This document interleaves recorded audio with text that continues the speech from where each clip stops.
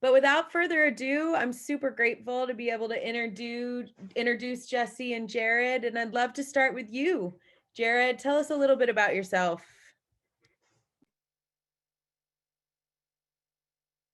That's a very trippy background you have there, so well played. Well, my name is Jared Rineheart. I'm originally from Washington State, but I'm now living in Missouri.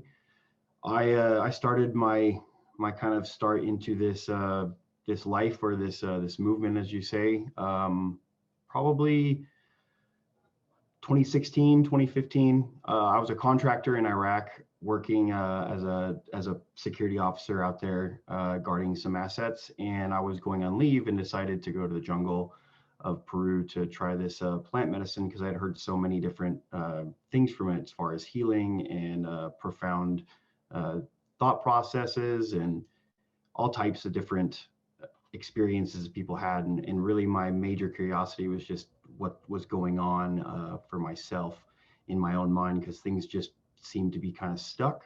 So I decided to go to the jungle and drink ayahuasca. And after I did that, everything switched in my life, complete 180.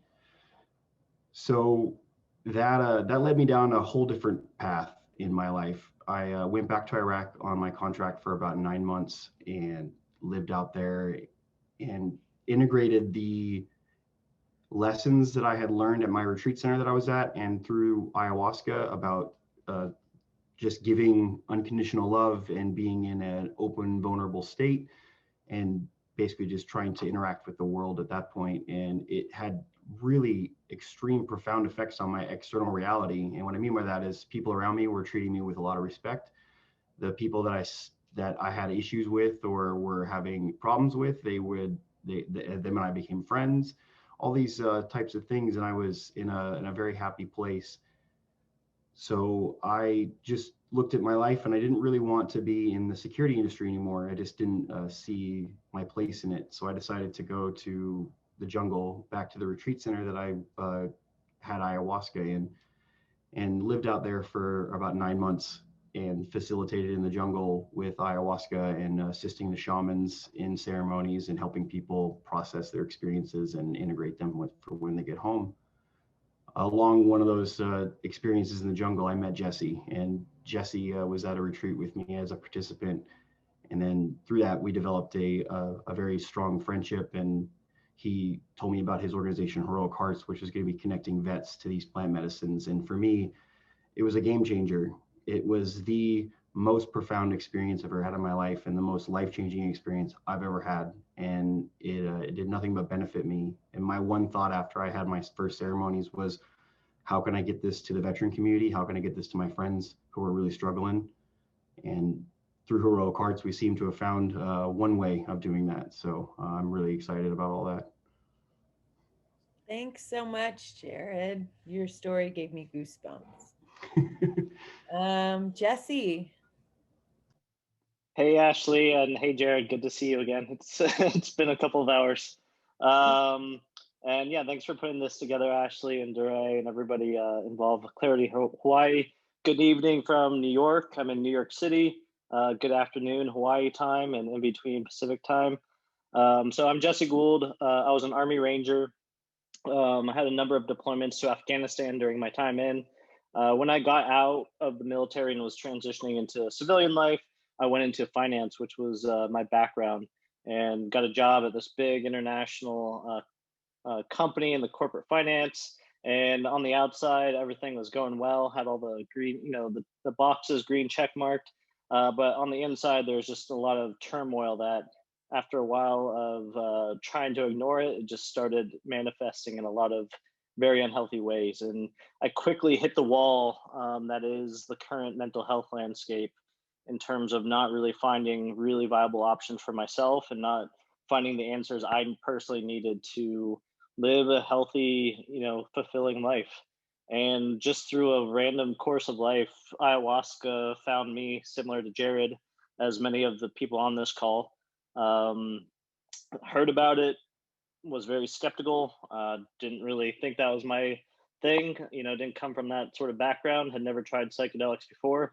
but for whatever reason, it drew me there. And the next thing I knew, I was in Peru in a week-long ayahuasca center, and completely changed my life, and instantly saw how my stigmas and my preconceptions were very wrong. And I just saw all this healing around me, and myself included.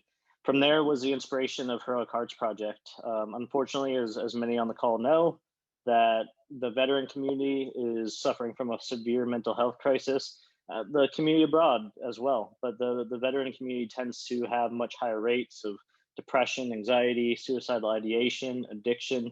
And like myself, there are currently very few options that are actually working in stemming, especially the suicide crisis within the veteran community.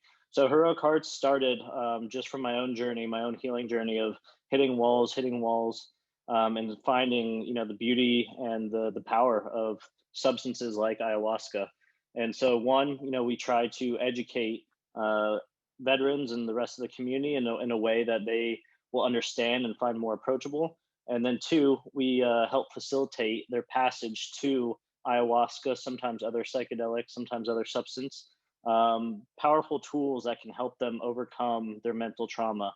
And since then, we've developed our own program in terms of finding centers that we trust and that will work with us, providing coaching through Jared and through others like him, and just general support, financial support, emotional support, as much as we can to set people up for success. And then the third tier is research.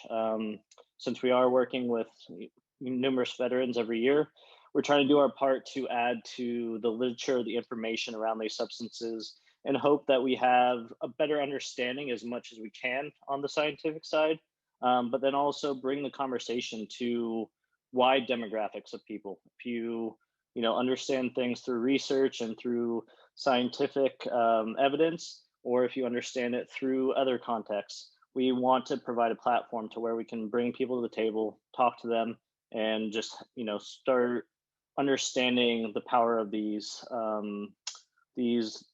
substances, these treatments, and hopefully not only help not only the veteran community but the community abroad as well.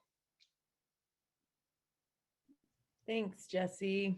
I want to start sort of at the beginning of both of your stories, and then sort of ask, what challenges do you yourself as a veteran and your colleagues and comrades, what struggles were you facing that you didn't feel the present day mental health services were addressing?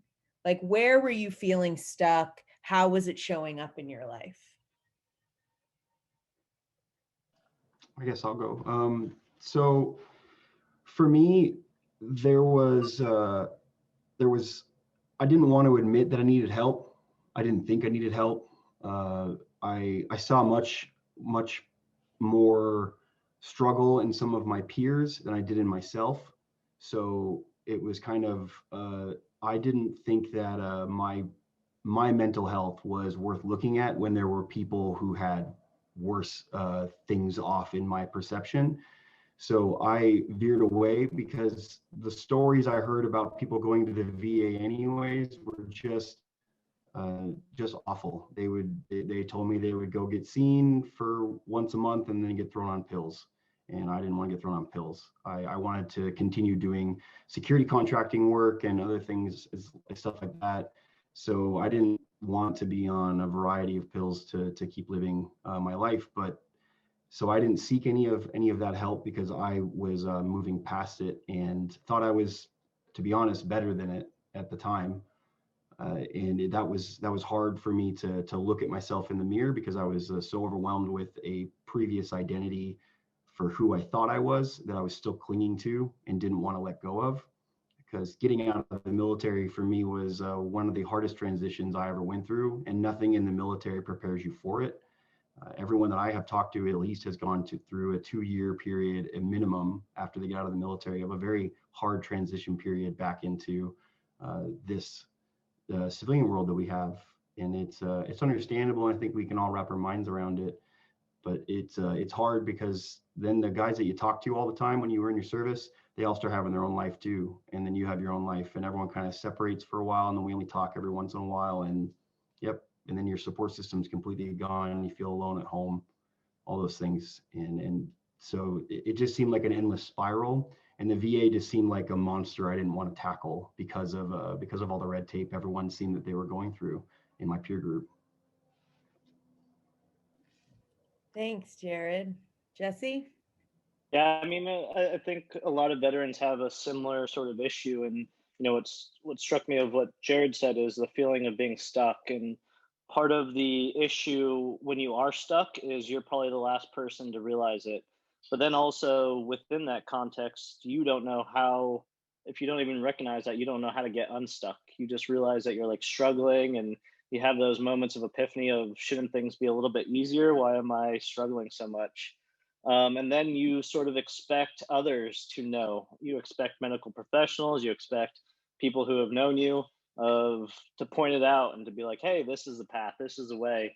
And it's not to anybody's fault. I think it just is sort of the where we're at, in terms of, we really don't have a great understanding of mental health. We're starting to get there, and maybe some places, some ancient tribes, some ancient knowledge have known this, and we've just been ignoring it.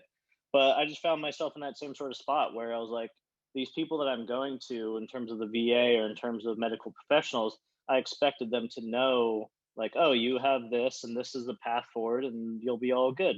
And that was on me, and apparently that wasn't the answers I needed, because I had to kind of go to the complete opposite and just sort of follow my intuition, which is what led me to the jungle. But unfortunately, not everybody has the means, and intuition is one of those things I feel like you have to develop, and so it can be very tricky. The other lesson that I've learned along this sort of healing path, is that mental health is very complex. And the way, especially from a Western medical context, that we try to approach it is almost like a very binary, digital. You have this, and therefore this is the thing that you have to take, and then you're done. We view mental health a lot like a broken bone, where you can almost follow instructions, and that's how you're going to get over the broken bone, without understanding the complexity of trauma, the individual, the brain itself. And what a lot of veterans struggle from is a wide berth of issues, and that stems from childhood. A lot of veterans that are very susceptible to PTSD oftentimes have childhood trauma, and oftentimes that leads to them joining the military. Um, but we kind of just say, like, oh, you have PTSD, and this is how you cure it, without analyzing anything else. What's their diet? What's their social life? What's their past? What are they doing in terms of hobbies, social network, all that kind of stuff. And so that's really been the enlightening thing for me, of like, we really need to have a little bit more humility, slow down, kind of zoom out, and sort of see what's going on with this picture. And I think psychedelics are a great tool for that, because within the individual journeys, there's almost the inherent nature that you are forced to leave your body in many different ways.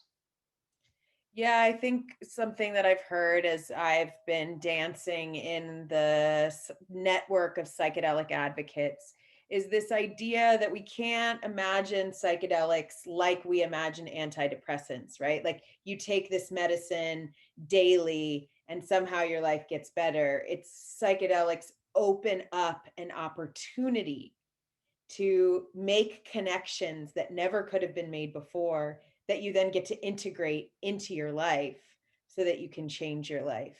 And I know that as we've been marketing this webinar specifically, folks have reached out sharing, that sense of, I don't know what's going on with me. I don't know how to get better, but I know that I'm losing hope. And so your honest sharing of that confusion and feeling like the system doesn't see you and wants to kind of put you in a bucket, I hope is really helpful as like a stage one context setting for our listeners, because I think folks are confused. And they're not just confused because of the experiences they've had in the military, but also, I think, as you highlighted, the very mechanistic way that the VA deals with mental health challenges. Yeah, and Jared and I spend a lot of time sort of hammering into people like, hey, this is not like you're not taking the psychedelic every day or every month. You have to kind of get out of this sort of Western perspective of, I need to take this 3 times a day, morning, noon, and night for the next 2 weeks, and I'll be all set.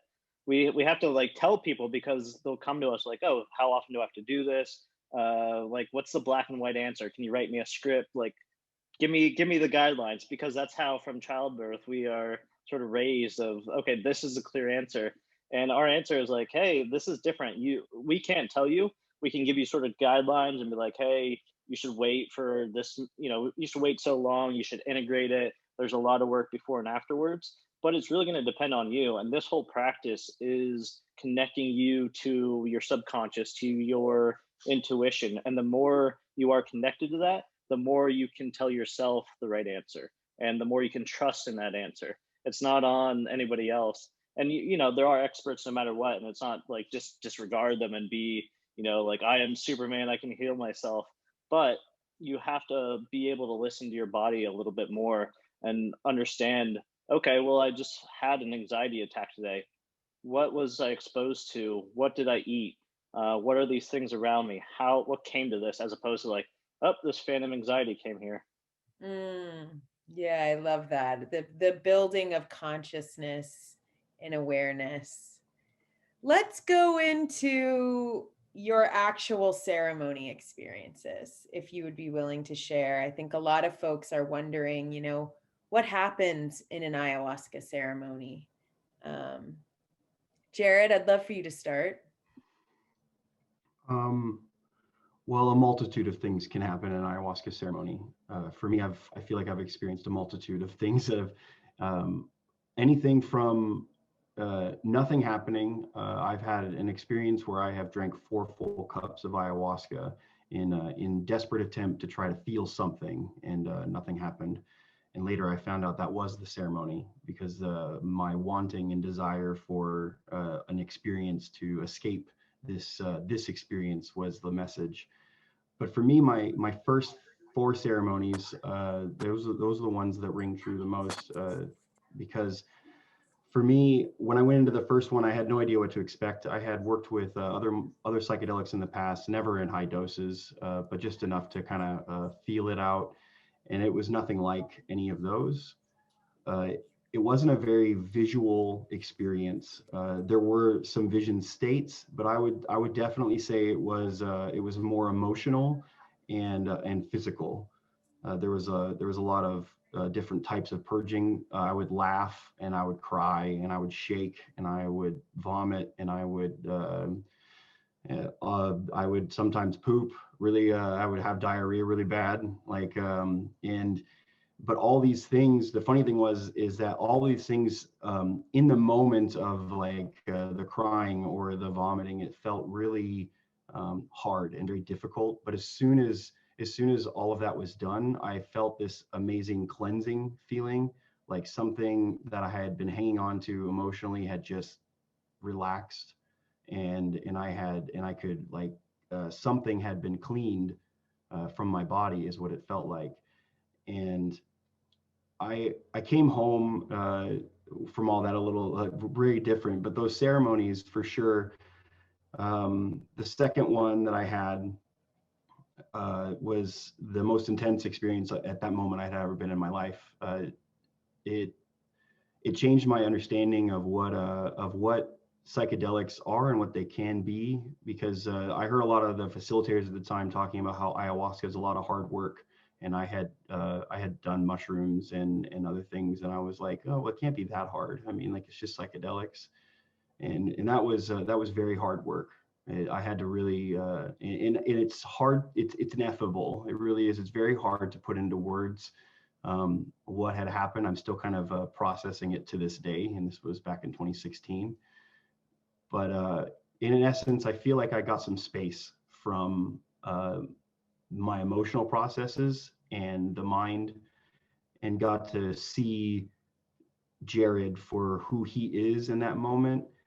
And that cultivated now all through that time to today, where I feel like that space has been able to be cultivated almost like meditation, where if you get into a place where you can separate yourself, your sense of self, from the emotions that you're in or the thoughts that you're having.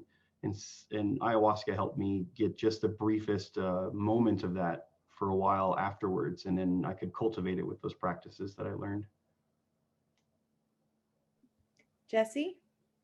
And Jesse, I'd love, for those who are super, super novice, even just going through like, this is what the room looks like, this is how they dose the medicine, could be helpful.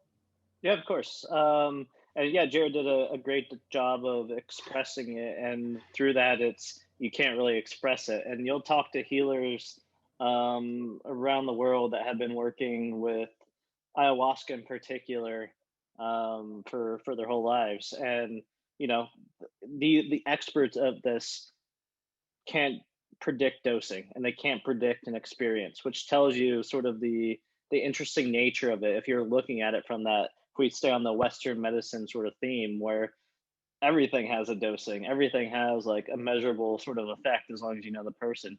This, ayahuasca will change ceremony to ceremony. It'll change throughout your life, the experiences too, because it's what they say, which can be the most frustrating thing is you'll experience what you need to experience at that time and what's right for your healing. And oftentimes we don't want to experience that. We want to experience what the other person's experiencing. So yeah, to kind of do the basic, and this by no means is the universal script, because there's at the root of it, ayahuasca stems from the Amazonian tribes, and as most people know, the Amazon is pretty extensive. So you have cultures in Brazil, Ecuador, Colombia, Peru, all across the regions, different practices. Peru has kind of become the more popular one, or the one that people know more. But each place has its own customs, traditions, belief sets. They all tend to have a similar vein, but they all have their unique dynamic.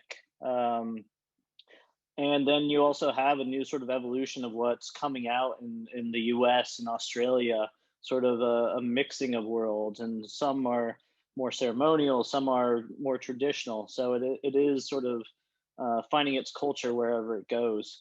But let's say you're going to go to Peru and you're trying to do it in terms of the more popular, like traditional one that most people have been going to in the past 10, 20 years.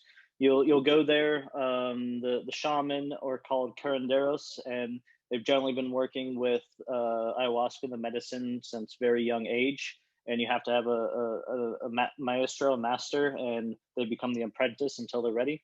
You'll go there, and most of the places, the original places, are very sort of rustic. You have wood structures. They're on the Amazon River, and just little huts, with hopefully mosquito nets to keep out some of the elements.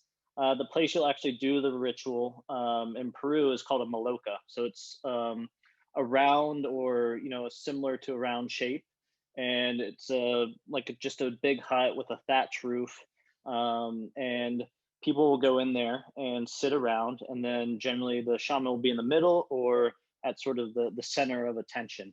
And people go in there. They'll generally talk to the shaman beforehand, and one by one or as a group, go in and drink the ayahuasca. And for the super novices, at its very basic, ayahuasca is a combination of two Amazonian plants.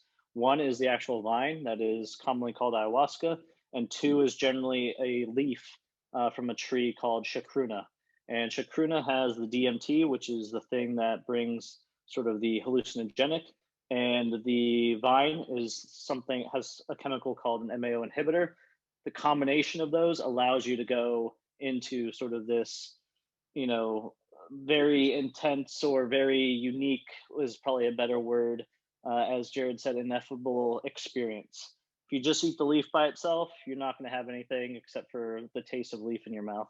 And so you go through there, and generally the experience lasts about 4 hours. And through that, it can be any number of things. And it's Some people see hallucinogenics almost like somewhat like a traditional psychedelic of what we might have heard in terms of geometric patterns, colors, shapes. Some people see animals or space aliens or bugs. Some people go through a journey. For a lot of people, it's also very physical. There's a lot of ways that we call purging. The more common one and the one that gets the most attention is, physically vomiting. At some point, a lot of people tend to purge it up and vomit, but actually in a place. And then other people have all sorts of stuff: hysterical laughter, hysterical crying, sobbing, stomach discomfort, whole body discomfort, chills, hot flashes, you name it. There's all sorts of ways, and this can kind of last for a while. And there's no real sense for people looking to do this to really spend too much time on what could happen. It's more about allowing and being open to what you need, because the more you do that, then you bring expectations into it, and you're trying to do sort of, again, this Western mentality of like, I signed up for this, I want, this crazy ride and see dragons, which is the wrong way to approach it.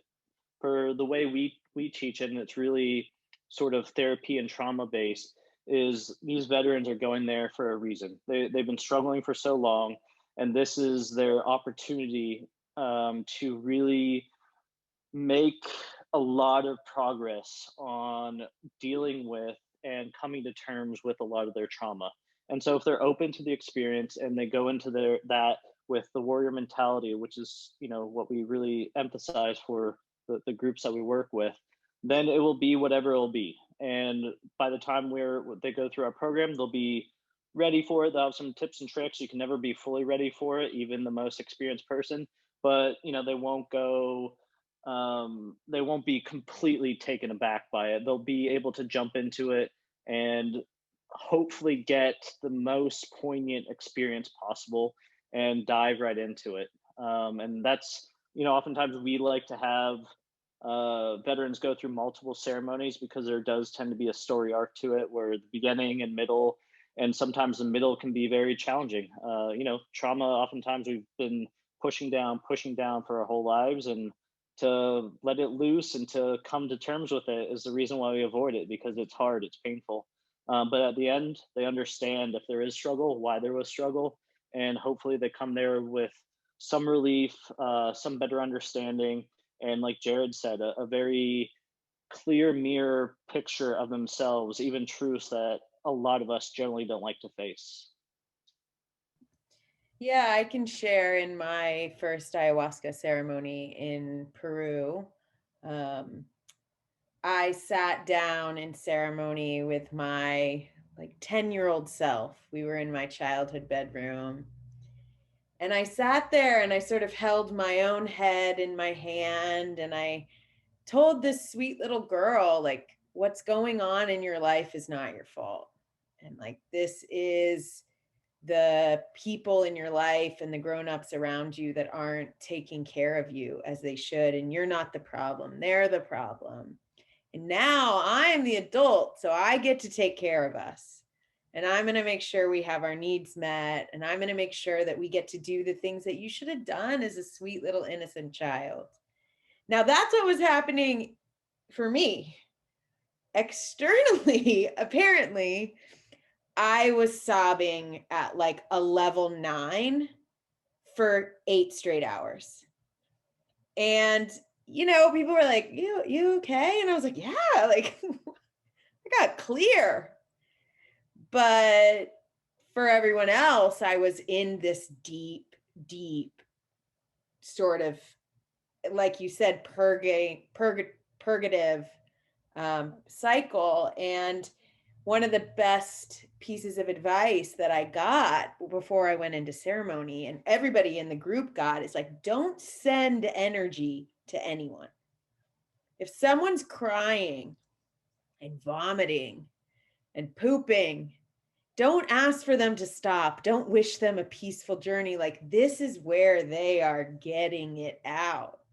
And so I think the next question I want to ask, and I can kind of share this too, it's so we have these deeply purgative, transformative relationships where we see ourselves, where the ego goes away and we get to kind of sit with the reality of who we are and maybe what we had. How does it start to show up in your life? Like you each said that ayahuasca was transformative.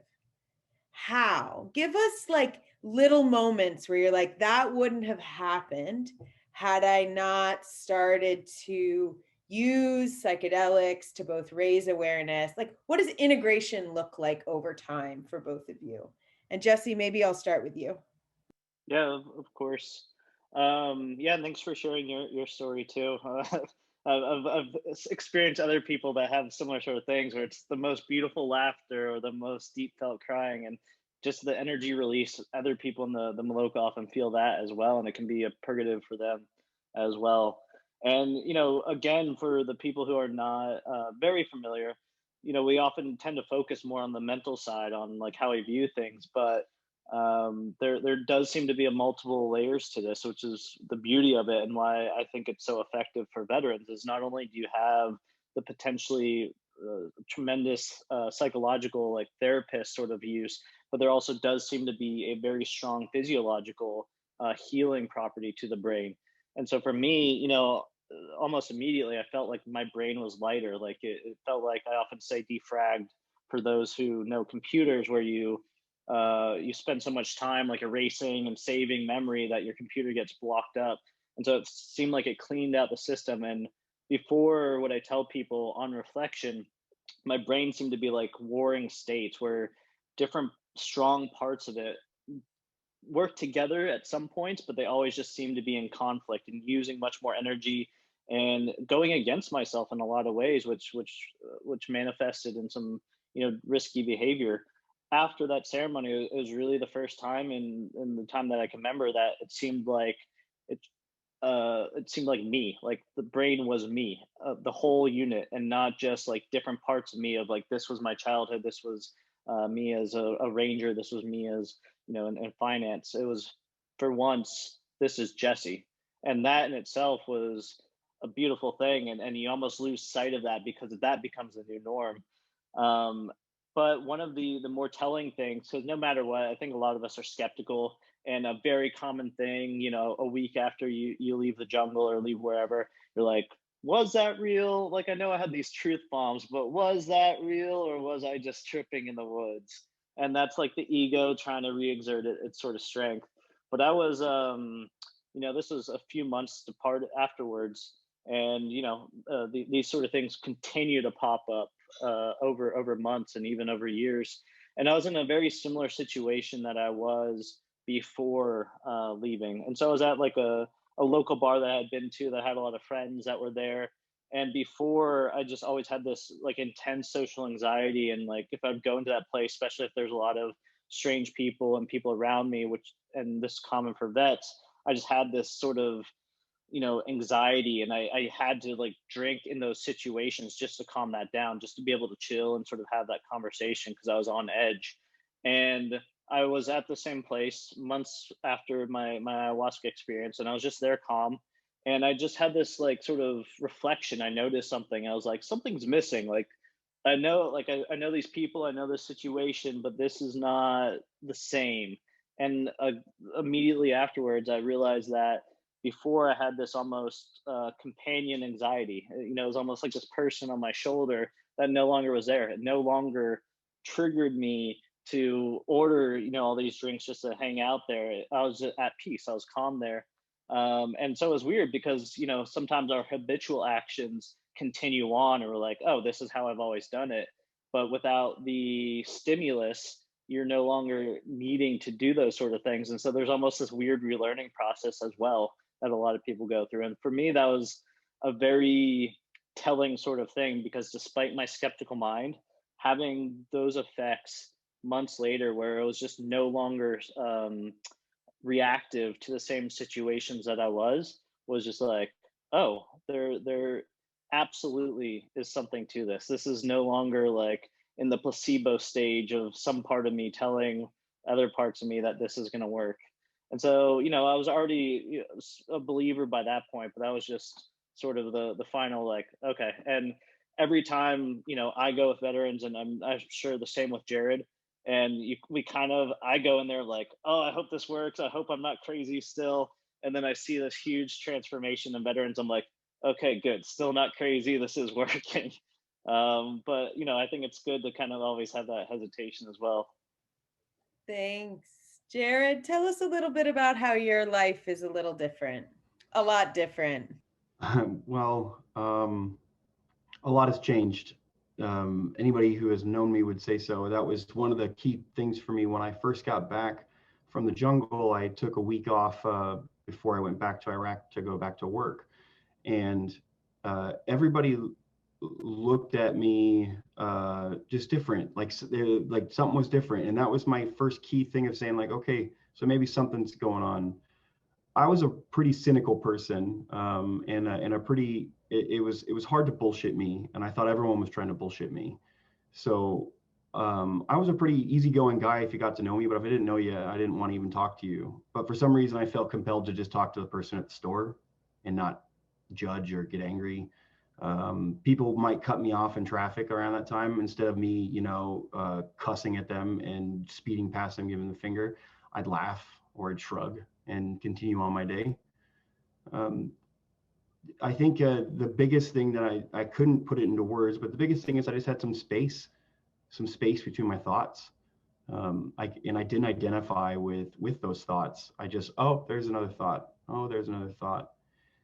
And like Jesse, I was very skeptical that this feeling was going to last. So I kind of jumped headfirst into it, expecting it to fade. So I was like, this feels so good about ayahuasca. I'm going to jump right into it, and developed a whole new way of thinking around it. And those ways of thinking were based on mindfulness practices, compassion, kindness, those things that I was that when all the junk got thrown out of my head and puked into a bucket in ceremony, I had a chance to clear my head. And when those thoughts of judgment or those thoughts of anger or those any they would come, but they just wouldn't have as much flavor to them.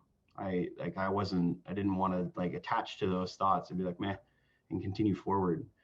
And that led to a whole new way of life, not just the moment to moment aspect, but everything had changed at that point. And uh, but it's not that like I don't like to think that psychedelics are a quick ticket to enlightenment. They're just kind of a way for you to get aware of yourself and where you are personally at in your life, and help you take responsibility for that. And you can go, well, I don't like this pattern anymore, so I'm going to continue forward. And through integration, you see people going through this, and it seems to almost after psychedelics, we have a rewiring of the brain with new patterns, and or at least an opportunity to look at these new patterns. And just like anything in life, if you have a habit and it's difficult to stop the habit, sometimes you're watching your hand do the habit you don't want it to do, and it's doing it, and you're like, what I don't know how to stop myself. Psychedelics gives you a space in between that, and that's what happened to me. And just to give a quick story, when I was in Iraq, I was one of my jobs was to be training Iraqi soldiers to help guard the facility we were at, and we trained them in basic tactics and whatnot. And before I had left for ayahuasca, I didn't trust any of them. I looked at them as kind of just like peons or boots or whatever we called them in the military. And I had a lot of unconscious just judgment towards their culture as a people and everything else. And that was directly tied to just the training and the culture of people that I was in during that time frame. So when I came back, I didn't see them as Iraqis or as soldiers I just saw them as people. I just saw them as people going through another human experience in another country. And the only thing that made them different from me was the fact that they were born in Iraq. So just being able to see another person for being another person, it just changed everything. So I treated them with compassion and kindness, even though I didn't speak their own language. And then suddenly they wanted to hang out with me more. When they would go home on leave, they would talk about me with their family, and then they would bring food and gifts back for me. My wife sent me this, and here's some food. Sit down, have kebab with me, things like this. And I was blown away by this because I had never given them the time of day. I didn't even want to get close to them. And to this day, I still have a close relationship with a few of the interpreters that I was working with down there because of if it wasn't for ayahuasca and the clarity of mind that I had, I would have never developed these close personal relationships, which have shifted my life so much.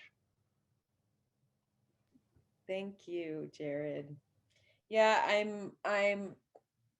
I personally really resonate with the way in which psychedelics, they not only clear your head, but for me, suddenly I began to kind of be able to differentiate between the different characters that have an influence over me. And I don't know if you guys have ever seen the movie Inside Out, but it's a really great visual for how emotions work. But as I started to experiment with plant medicine, I got to name things like, oh, that's my fear talking. That's not me. That's my fear. And what does it have to say? And what's its purpose? You know, fear is there to protect us. It's a naturally occurring emotion. So it's important. We don't want to be governed by our fear. And similarly, I got really familiar with my anger. And in fact, in an ayahuasca ceremony, maybe in 2017, 2018, I think, 2019, I got to sit in a room with my dad in my mind. My dad is dead. And I got to talk to my dad because I got my anger from my dad. My dad is a rager. I was a rager.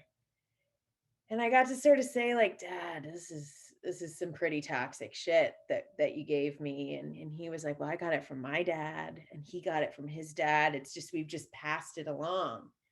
And I was like, all right, well, I think I'm done with it. I don't see the way that this rage serves me. And I vomited up all the rage into my bucket. And I went, and then I came out of ceremony and I planted the rage under a tree in a jungle. And now I can say I have probably lost my temper since then a handful of times. And this is someone, I mean, as a mom and as a boss, I had so much entitlement around my rage. I kind of thought, like, if you did something wrong, this is the way I'm going to deal with it. And to actually be able to be like, wow, I'm angry, but not drop into the anger, right? I have the anger, I have the fear, but my highest self hovers over these things now, you know? I mean, I am the master of my own emotions. And I think that's a really powerful place, because I think what PTSD does to us is it creates so many triggers in our life that we're dropped into patterns, emotional patterns that are hard to disengage with when you're triggered. Yeah, definitely. And I had this similar sort of thing with like depression and stuff like that, and having that, like, that person on your shoulder when I was like falling into that, just be like, come on, like everything's not that bad, like you're being a little bit dramatic here. And I was like, oh man, like it's calling me out right now. But I mean, from what I've seen just through our experience, it's very interesting because a lot of these strong emotional and somewhat toxic emotions operate in a very similar sort of pattern. And you kind of like brought that up, where it's almost like you become on the cusp of this whirlpool, and if you don't like catch it there, then you just go deeper and deeper into the whirlpool, and then it becomes a self-fulfilling prophecy. And anger and depression are very similar in that way, where with anger, then like once you get to the down spots, your mind starts feeding you stuff of like, oh, and this happened, and he said this, and this happened, and they were late on my coffee, and it just gets worse and worse and worse. And the same thing with depression, like, yeah, and nobody respects me, and I got charged this, and blah blah blah blah. And your mind just like puts you in this sort of like deeper spot, and then it's very hard to reverse that. You just like get into that, and that's where these huge outbursts of energy, which are very destructive to your life and often burn a lot of bridges on both sides. But ayahuasca does seem to give you those tools, and other psychedelics as well, where it's almost like you have the like Google zoom out perspective, where you can be like, oh, I see I'm doing that, and you can see yourself going into that, and just be like, hey, slow down, you've seen this before, you know exactly where this is going to lead. And so for whatever of these strong emotions, it allows you that pause, and we call that in the military the tactical pause, where everything's going crazy. If you just take 1, 2, 3 seconds breath, you have a much clearer understanding of everything that's going around. You're like, oh, this anger is coming at me. I better be cautious, and or I better stay away from people right now because I know I'm going to be, a little bit unfair with them in terms of how I react.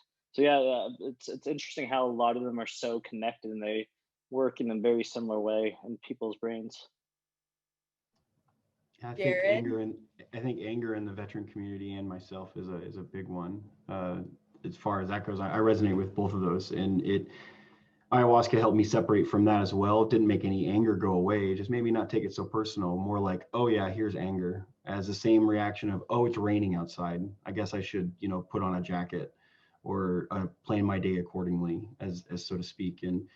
And just getting that separation from and taking responsibility for it as well, not pointing it at the world. Um, Ayahuasca showed me, for me, that my anger was really just me not accepting how it is and me arguing with the universe, like me throwing a temper tantrum at the universe because I don't like the way it is. And sometimes the way it is really kicking me in the groin, but that's just the way it is. So whether I fight it or not, that's how that goes. Yeah, I said in the chat, it's this magical balance between suddenly realizing that you do have control over your emotions, you are not your triggers, and this like surrender into them. It's like they need to flow through you so that they don't take over you, and you find over time more positive ways to use those emotions for their core purpose, right? So when I'm angry now, I get to ask myself, who is the person angering me? Do I want to be in relationship with them? Is that, there are people out there that are assholes. And I also think that the clarity of plant medicine is also the opportunity to change your life. And that's like where I would love for our conversation to go, right? So we have these realizations. Suddenly we are not our anger. Suddenly we are not our sadness. We are not our depression. There is the ability to pause, right? We stop acting out these emotions in ways that feel like we're out of control. And then suddenly we get to make new choices, right? And life actually starts to change. So I'm wondering if now we can get into kind of like the concrete effects of sort of a longer timeline of integration and use of the medicine, either in your own personal story or in the stories of the veterans that you have worked with. How are people changing their lives? How do things seem possible now because of the healing through psychedelics that wouldn't have been possible before? Yeah, so one of the ways is it's very much it's sort of that, you are what you attract the people that you are, in terms of, if you're a much more positive person, if you don't have like the anger outbursts at people, you're generally speaking going to attract those people. The same thing if you're like ready for success and have that confidence, you're going to attract, you're a person, whether it's dating or professional or what have you, you're going to attract those similar sort of people. And so, moving on from those sort of things, I think you, one, start identifying the people in your life or the energies in your life that maybe brought you down the previous bad paths. And then hopefully you also attract new people that uplift you. So, for me, I guess the easiest and the most immediate story is after my journey and starting Heroic Hearts, and when I was like letting, somewhat of vulnerability, but also sort of asking and putting it out there and talking to people, the most beautiful people and the right people at the right time came into my life. Magic, like almost like magic. I don't want to like, downplay it, but it was just like, okay, well, I'm here at this phase, and we're actually, Jared and I, with Heroic Hearts, we're doing a little bit of restructuring, and it seems like the right people are here at the right moment. And if this was 6 months ago, those people wouldn't have had a purpose, so it just wouldn't have been the right time. And so that is, one of those big sort of things that I think really has the lasting effect. And that's also what we're trying to do with Heroic Heart, to build that community so that people can have that. Because, you know, at the end of the day, even the most effective person is only as good as the people they surround themselves with, whether that's family or inherited family, depending on your life situation. And, you know, that's as a foundation owner or a runner, that's one of the hard things, because like asking people for help and allowing those people to help you and bringing, you know, having positioning yourself and your energy to where they have the ability to come in and help you out is necessary, but it's also a hard thing. But there's also a lot of other of these things that are just small changes in our life that, you know, either build upon that or just have huge tremendous value. The hard part about mental trauma, again, is it's almost like a self-fulfilling prophecy, where you see people that, you know, if they have depression, or, you know, they're in this bad dead end job, what happens? They tend to eat more fast food or eat worse. If they're already, you know, a little bit depressed, then they tend to get overweight, especially out of the military, or don't have time to exercise. When they are depressed, you have much less motivation to exercise.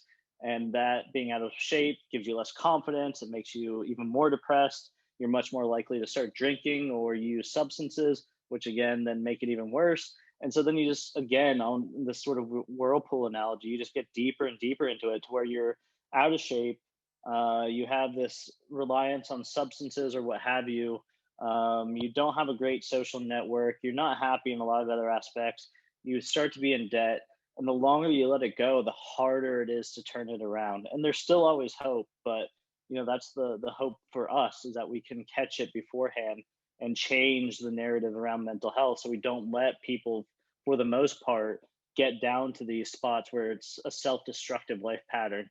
And that is the most common thing in the military community, is these self-destructive patterns, where by the time you get to them, there's so many things that have been destroyed in their life that, you know, us as a small organization, it's very hard for us to pick up all those pieces. But starting this conversation and working with psychedelics now, we can move to that spot where we better understand this and can help people.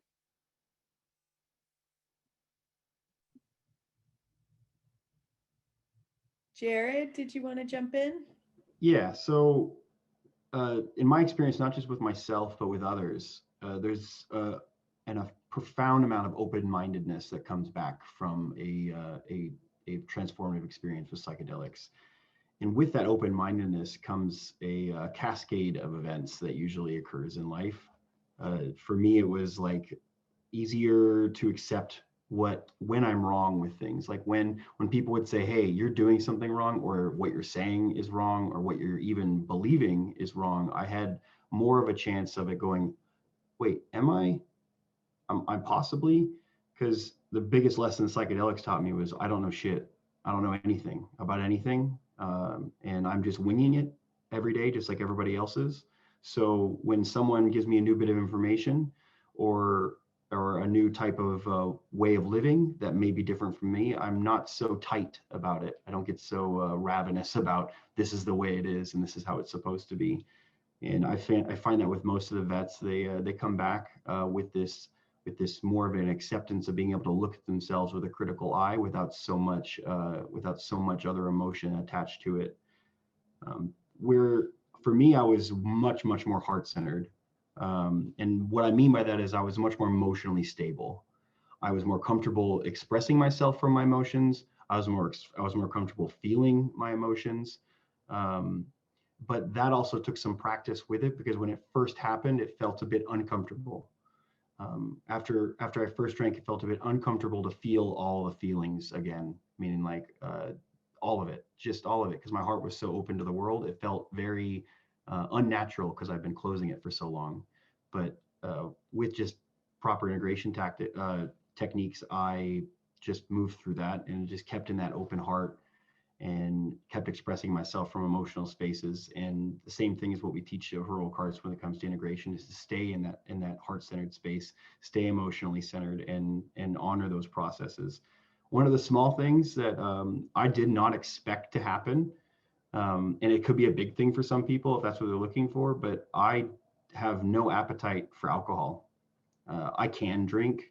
I do every once in a while with a friend or here and there, but there is literally zero appetite for alcohol in my psyche anymore. Like my mind does not go, oh, I'm going to go to the bar and have a drink, or I'm going to go hang out with a friend and have a drink. It's none of that's just not there anymore, which I found really interesting because I don't think I ever had a drinking problem.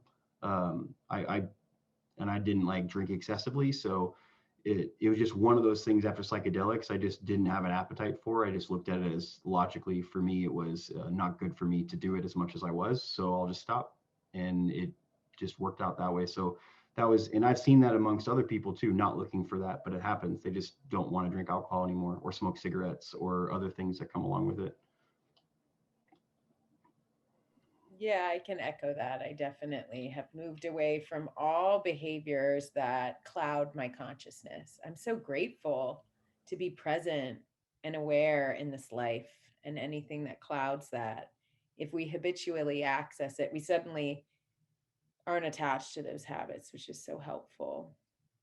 Um, I'd love to open it up for questions. And so please drop your questions in the chat. We've had a lot of conversation. So Jared and Jesse, if you have an opportunity to start scanning the chat for questions, if there's anything that you'd like to answer. And maybe Jesse, I'll just ask you one more question while Jared is combing through the questions in the chat and deciding what he wants to answer.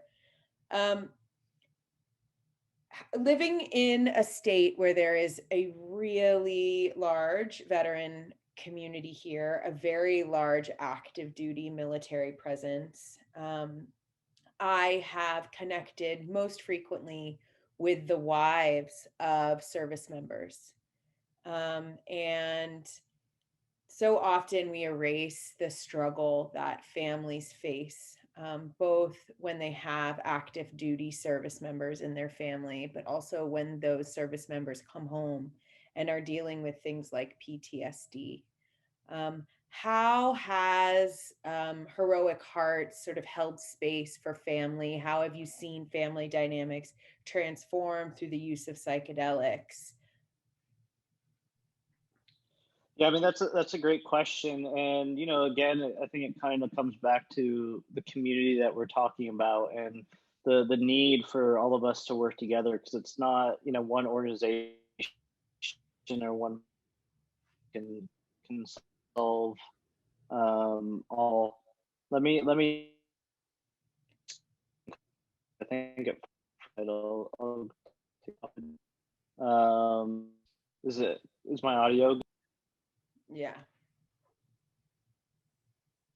Oh, we can't hear you. Can't hear you at all now, Jesse. While we let Jesse move to better internet. Oh, Can you are you hear me back? now? Yes. Yeah. Am I back? Okay. Yeah. Yeah. Sorry about that. What I was saying is just it takes a community. And so one of the things before COVID, we were actually planning a couples retreat to address that. And anytime I bring in somebody and they're married or they have a significant other, it's always the question of like, hey, how do they feel about this? Like, are they okay with it? Is this going to cause problems? And then on the integration side, one of the things we constantly bring up would be like, hey, calm down. Like, it's great that you're excited, but you also have to be patient for your spouse, for your significant other, because oftentimes people rush home and be like, hey, I'm changed. I'm the best person ever. And this is after the wife, husband has been experiencing the PTSD for quite some time and possibly have seen some other instances where the person's like, oh, I'm great. Everything's changed. It's going to be all better. And so the spouse is often like, they, especially if they don't understand ayahuasca, they're more likely going to be like, yeah, okay, let's wait and see.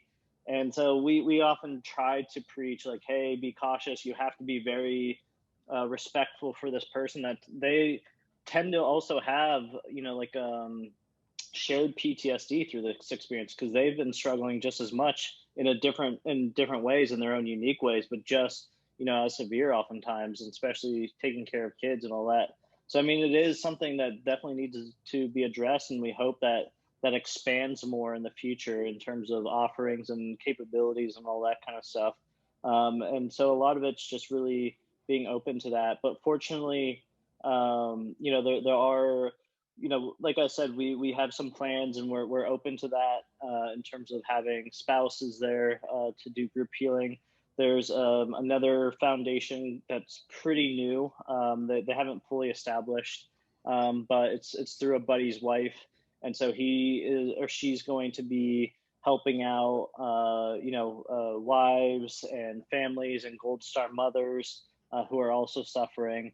And so there is that movement. And so, like I said, we are just one piece of the puzzle, and Heroic Heart's purpose is to connect the other dots and bring everybody into this community. Because even, as much as we can offer integration, other groups that are offering, veteran yoga, meditation, surf groups, hiking groups, we can't do all of that. And so, we all need to work together, whether it's veteran community or other communities. There's not just one surefire, this is going to heal you, you're going to be good. It takes that community of support. And at the end of the day, it's finding those people that can help you out and connect you to different things. So, it is wives and also children. A lot of this trauma does get, as you mentioned, Ashley, where the anger, almost gets inherited because that's what you grew up with. And it's the same thing with PTSD. It does go through many generations, and it's very hard to break the cycle. So all these things, again, in the complexity of mental health, need to be aware. And, I think, like I said, just taking this slow and understanding all the different elements as much as possible is the way that we can get forward, as opposed to sort of jumping on the ego side of like, I know this is your diagnosis. You go to ayahuasca, everything's going to be cured. We need this is a time for humility across the board. Thanks so much, Jesse. Jared, I'm hoping you found a question in the chat that you'd like to answer. I can probably make a couple of these pretty quick, actually. So someone mentioned, I think it was Christine, mentioned battles during ceremony or revisiting them, and was afraid of doing that and didn't want to do that. From my experience, I want you to know is that ayahuasca, or any psychedelic for that matter, doesn't always go to what you think the problem may be. You might think the root of this might be some battle or trauma that you had in your life, and you might not even have to visit that in ceremony, because what is causing you to hang on to that trauma might be something deeper than that. Now, to be said, sometimes you do revisit traumatic events in the experience. It can be very hard and very difficult to revisit in that experience. But as you've heard from Jesse and I today, during ceremony, you are in a state of usually separate from that experience. So when you usually revisiting those things, you're getting a new perspective on that event that is going to reshape the way you see it afterwards. And for those that I coach before they go that are worried about this, I let them know that if it does come up, you just need to trust and surrender to the fact that if it does come up, it's for the most optimal healing for yourself, and that it will pass, and it just needs to move through you like Chinese food, and it will go. And then a simple one as far as like what music to use. First, if you're going to be using psychedelics, please do them in a proper space where you're not going to get harmed or arrested.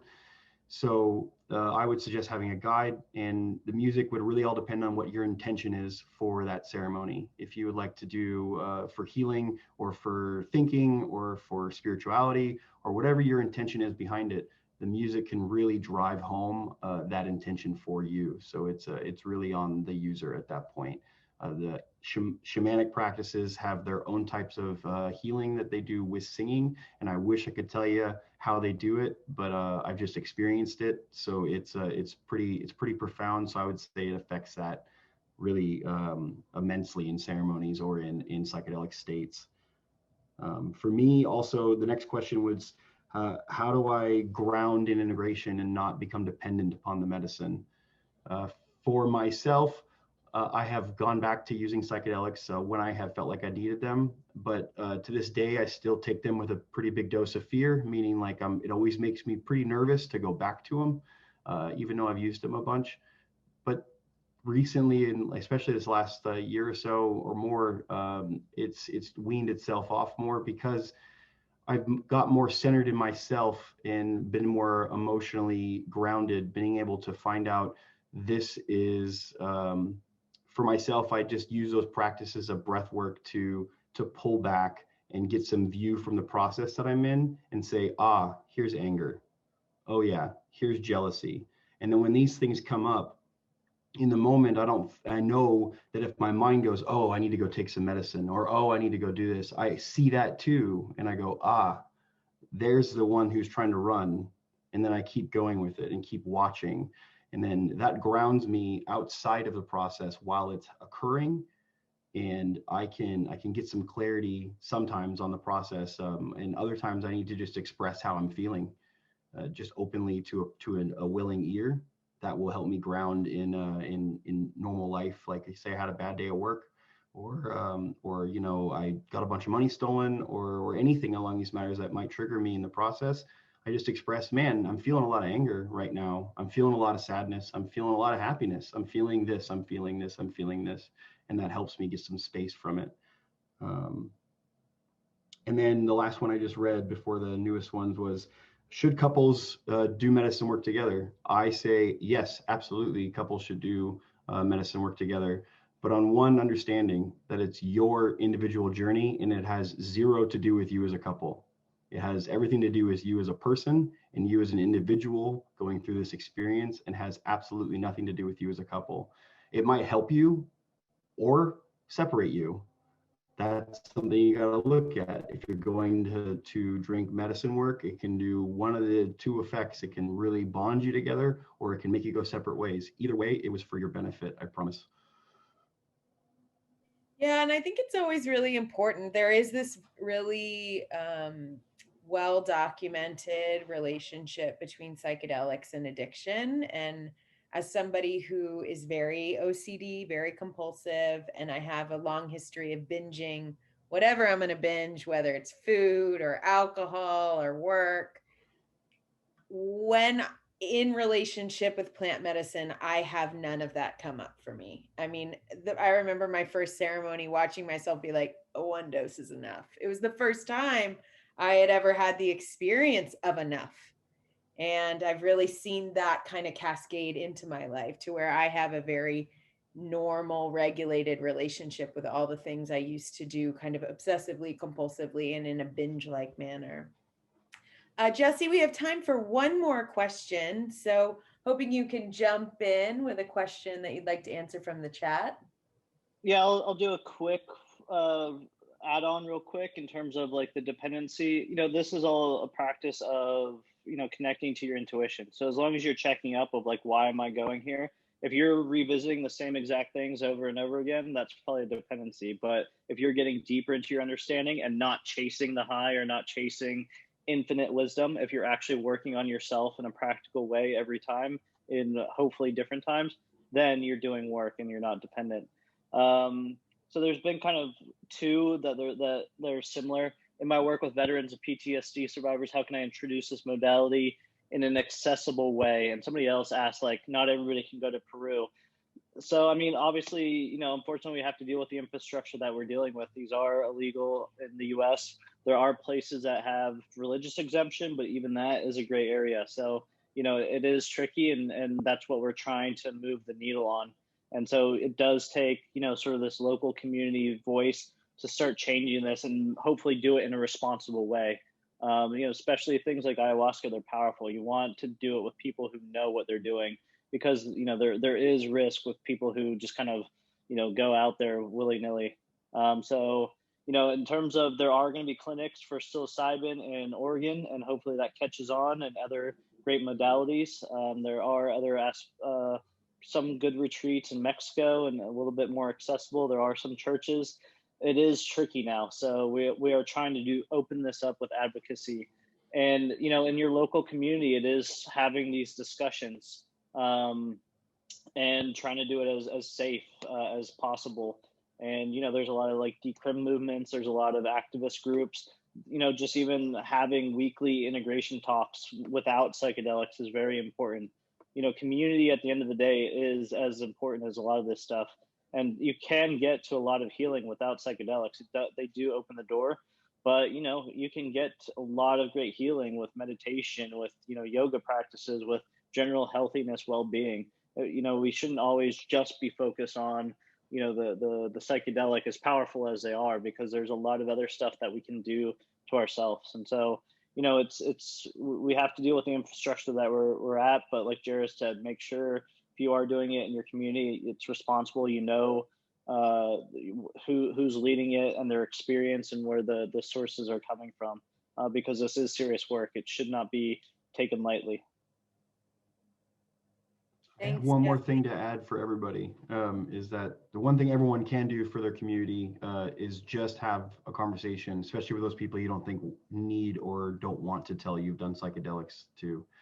If the stigma is what the issue is in our communities, that we have a anti-drug stigma that's been on us since the 1960s that we are battling now in 2021. So the best thing we all can do is just come out of the psychedelic closet and tell everyone that we can, that wants to hear and is willing to hear about our experience and how it changed your life.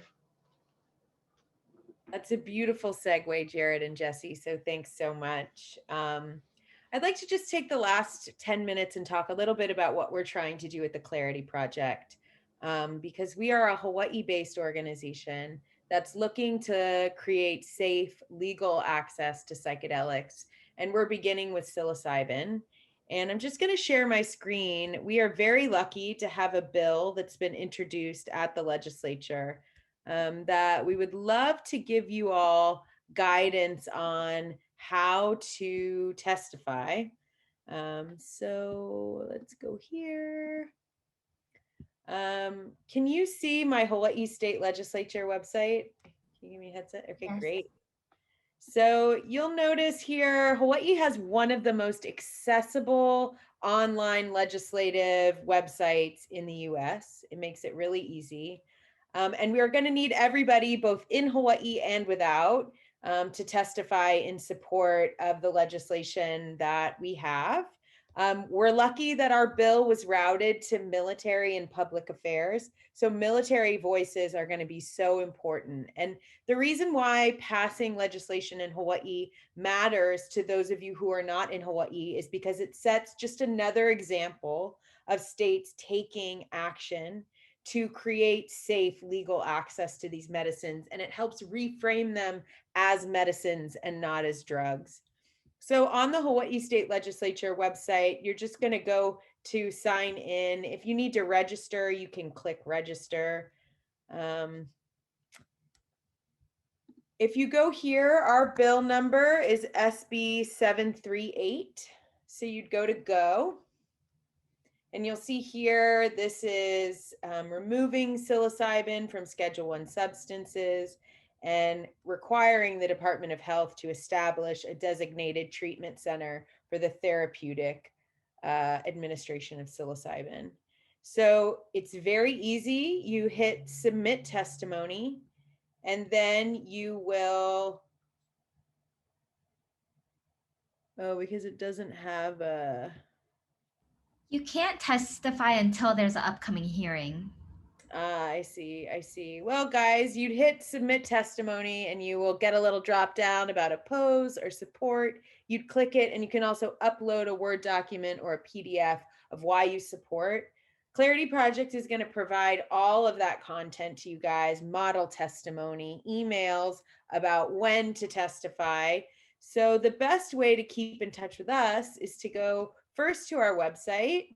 And you can get all the resources that you need. We have a really awesome white paper with all the facts and information that you might need on psilocybin. We're lucky to have Kathleen on our call today. She's helping to update this with all the most updated research and legislative changes So resources is a great page to go to. And then we also have latest news, and this is where you're going to get our legislative updates in real time.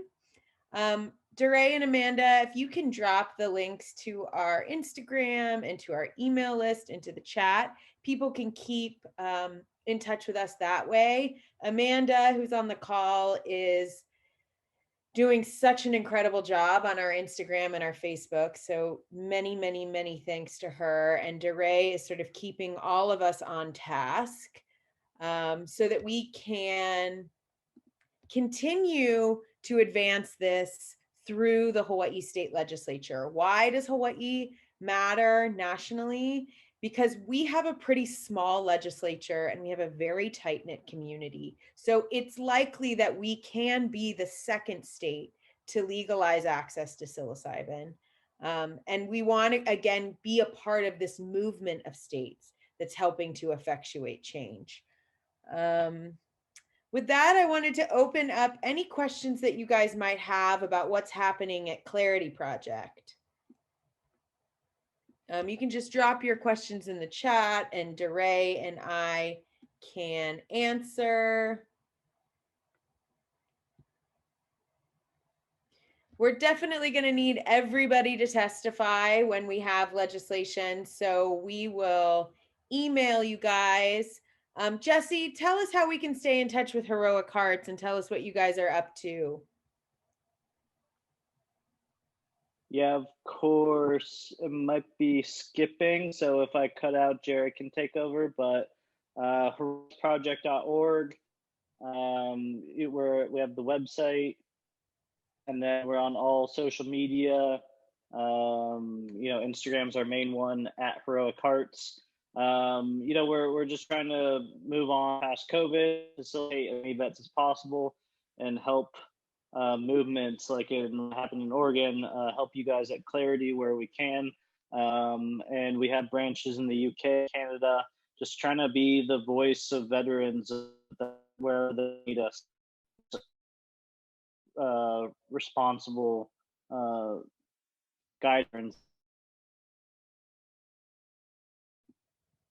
Jared, do you have anything else you want to add? I just want to thank everyone for coming out tonight and taking a listen to Jesse and I. It's a real honor to speak to all of you. And just to echo what Jesse said, if you want to look at any of our stuff, you can go online, heroicartsproject.org, and we're on Instagram and Facebook.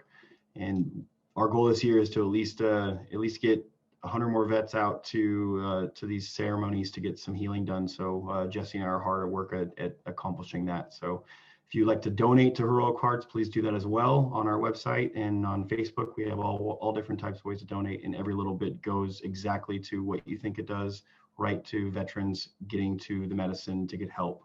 So thank you all so much for being out here tonight. Yeah, again, I want to just end with like a deep sense of gratitude for you guys. I think when we heal our veterans, we will create so much a ripple effect of healing across our community right now. And so it's hard work, and it's going to take veterans to heal veterans. And so I'm so grateful you guys are stepping into this work. Thank you so much, and thank you for giving us a platform and for all the work you're doing in Hawaii. It takes the village to make this happen. Yep. And thank you guys for attending on this Thursday afternoon and evening. Please stay in touch, and we will be back soon. Thank you guys. Aloha. Aloha.